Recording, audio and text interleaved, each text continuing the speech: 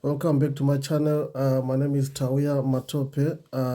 For those who are new to the channel, please subscribe, like the video, and you are also allowed to share the video so that you can actually share the information you are seeing with many other people. You should also click the subscribe button so that when I post new videos, you'll be able to watch them first and share with your friends and colleagues. Right. So today, the topic I'm just going to talk to you about is the 15 advice points that I would give to new practitioners coming to practice in England or coming to practice in the UK in general. However, these 15 points is something which I have managed to come up with from my own experience. So obviously, things might be different. My own experience may not necessarily be the experience of everybody else who has come to practice in England. As you know, I came to practice in England after I had practiced social work in 2 other countries. For those who have watched my previous videos, so these are some of the advice points which I'm giving out to new practitioners who are coming to practice in England, and I hope you will find some of them very useful and helpful in your own practice. So the first point that I'm going to talk to you about is that you need to know the culture and the general practices in the country that you're coming to practice. So you need to know the country and its culture before starting work. As you know, UK is made up of 4 home nations, that is Northern Ireland, Wales, Scotland, and England. However, if you are coming to practice in England, you should be conscious that there are little bit differences practicing in England and practicing in other 3 home nations. So it's important for you to get to know the culture of the country where you're coming to practice. Speaking about this as somebody who has had experience of practicing in 3 different countries, it's really important for you to be able to know the culture of the country that you're going to practice in. The other question that you might ask is, how do I get to know the culture of the country that I'm going to practice in? There are YouTube videos, just like you're watching this YouTube video. There are also pages on internet which can enable you to get to know exactly things on the ground in the country that you're coming to practice. So possibly this video might be useful for practitioners not only coming from Africa, but coming from other countries, even Australia, Canada, America, New Zealand, or any other countries who are coming to practice social work in the UK. So yeah, that's number 1. Number 2, you need to learn the different types of social work roles available in the country and how your own role is going to link, or the synergies between your own role with the other social work roles available in the country. And that's number 2. So number 3, you need to familiarize yourself with the legal and regulatory frameworks governing social work practice in England. This is really particularly important if you're coming to practice in safeguarding or in child protection, because we operate within specific legal frameworks and you need to be aware of those specific legal frameworks. Believe me, reading about these things to prepare for an interview is totally different than you coming to practice in England. For those who are close to me, or for those that I've worked with, my motto is I always tell people that when it comes to learning about a particular country, it's your responsibility to equip yourself with the right tools to be able to practice in that particular country. The learning journey of you coming to practice in another country, it's your journey. Don't expect your supervisor, or don't expect your line manager or senior prac to be able to tell you everything that you need to know about practicing in England. Some of the things you may not necessarily need your line manager to tell you. Some of the things you are not going to learn those things in a training session, but it's about you going out there, looking for information, reading. Give yourself time to read. Give yourself, especially if you're coming to practice, if you're new to practice in England, give yourself time to read,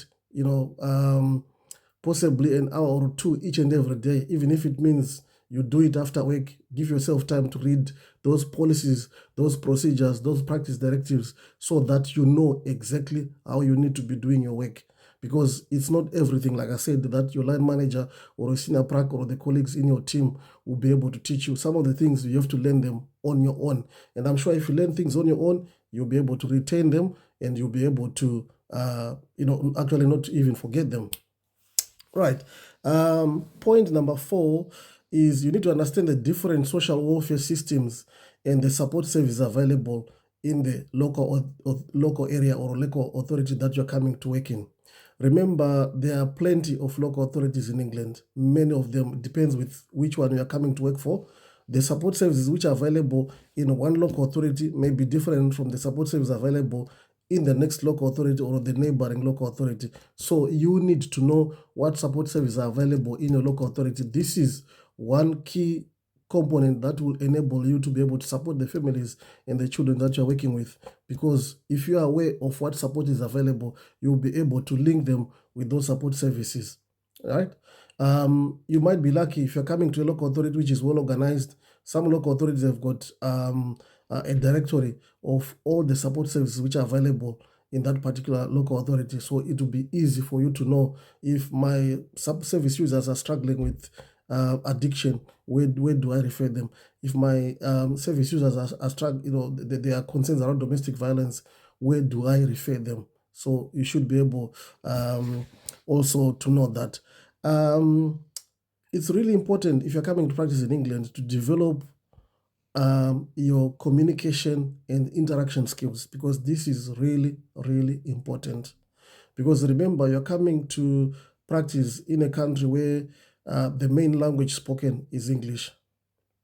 And if you are coming from another country which where the main language or the main language spoken is not necessarily English, you need to make sure that you've developed those communication skills. With this point, one thing I'm going to also talk about is for you to learn to know how to quickly acclimatize to the local way of talking, the way they express themselves, because sometimes they might express themselves in a way, they might use words, which you may not necessarily know exactly, what it means, but sometimes they're just, commenting about weather. So there are some words also which are used by particularly our young service users or young people, which I would call slang. You need to go to the great length of equipping yourself or educating yourself on those specific words which they use, so that when you interact with them, that interpersonal relationship that you need to build with them, you will know exactly what they mean, because they'll be using words like brav and blah blah blah. So sometimes you'll be wondering, what does brav mean? So you'll be able to know that. So coming to practice in England, you should also be prepared to work in a multidisciplinary team and to collaborate with other professionals. Remember, whenever you do interviews in England, they always ask you about a question about multi-agents working, right? So you should be a practitioner who is able to work with other professionals. Because remember, you would be doing your child unit meetings, you'll be doing your core group meetings, you'll be doing your conferences, and you should be able to work with other professionals, emailing them, communicating with them on the phone, having face-to-face interaction with them is something which should be second nature to you if you are coming to practice in England. So within the multidisciplinary team, sometimes when you come over, you will be working in a team where you have got psychologists, where you have got family support workers, social workers alike, where you have got family therapists. So sometimes in some local authorities, especially if you work in a locality team, it will be a multidisciplinary team. So you need to know exactly what will a family therapist benefit the families that I'm working with, what will the psychologist do with the families that I'm working with, what will be the family support worker do with the families that I'm working with. It's about you knowing what support services they can offer to the families that you're working with, and also you being a team player in that multidisciplinary team that you'll be working with. Yeah, so that is really, really, really, really important. You should also learn about the importance of cultural competence. I'm not going to comment much on this because there's a video which I posted about a week ago only on cultural competence. So you should be able to go to that video, learn more about how you can be a culturally competent social worker when practicing in England. I talk in that video about working with diverse populations and so forth. So it's really important for you to be able to work with diverse populations and, you know, to be a culturally competent social worker. So one other important thing that you need to bear in mind when you come to practice in England is that you should be able to build synergies with other professionals or with other social workers who have come to England before you, because they're the ones who have walked this path that you're trying to walk, right?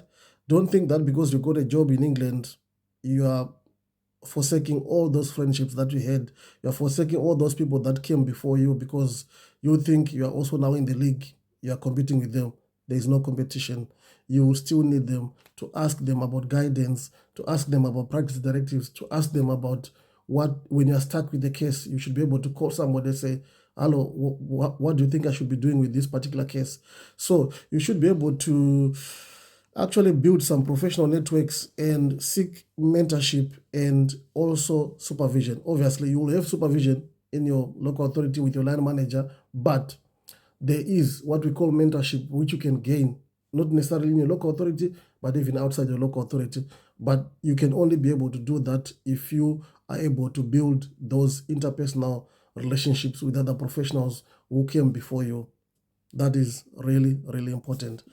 Right, moving on to point number 11, get involved in professional development opportunities so that you can stay informed about the current practices and procedures in social work.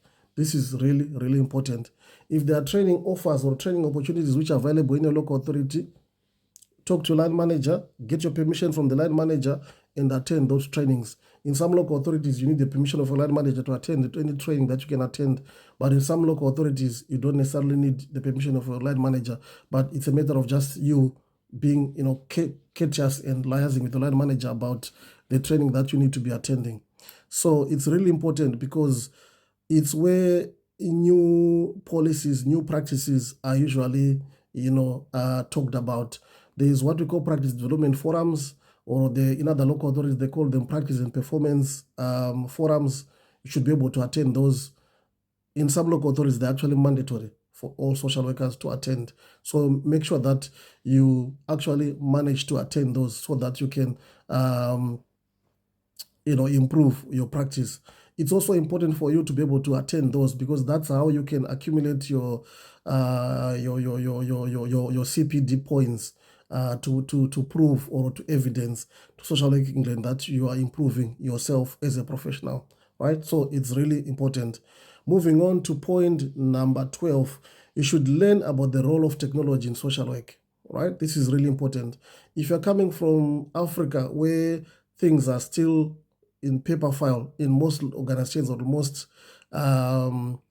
departments that you'll be working with as a social worker, I know some have computerized, but it's not all of them that have computerized. You are coming from an environment where you are still writing reports on a paper, or you are still writing reports which are filed in a paper format.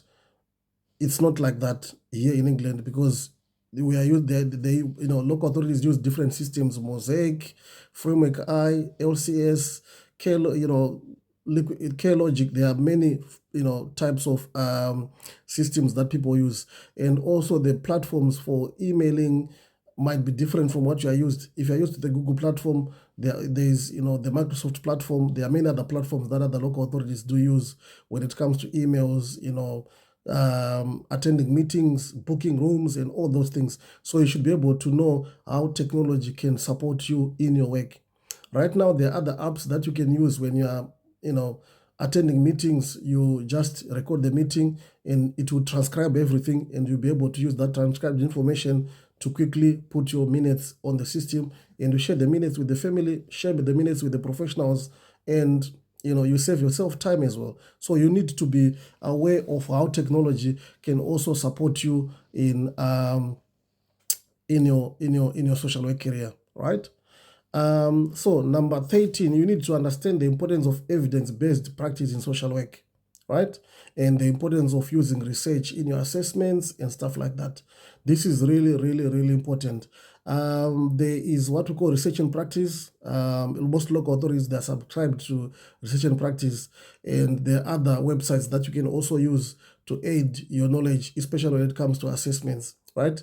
When it comes to assessments, obviously, you might be able to ask colleagues about assessment that they've done in the past so that you see the style of writing and stuff like that. But it's about you, going out there, to equip yourself with the right skills that you would need for you to come up with a robust, assessment. Yeah.